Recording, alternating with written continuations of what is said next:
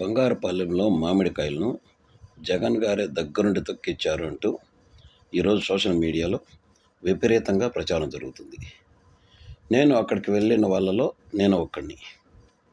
బంగారుపాలెం చుట్టూ దాదాపు 20 చెక్ పోస్టులను పెట్టి టూ వీలర్ కానివ్వండి, కనీసం నడిచి వెళ్ళే వాళ్ళని కానివ్వండి, మ్యాంగో మండి వైపు పోనివ్వకుండా ఎక్కడికక్కడ జనాల్ని నిర్బంధించి జగన్ గారు ఇదే రూట్ మ్యాప్లో వస్తారు, మీరు ఇక్కడి నుంచో చూడొచ్చు అంటూ పోలీసులు నిర్బంధించారు.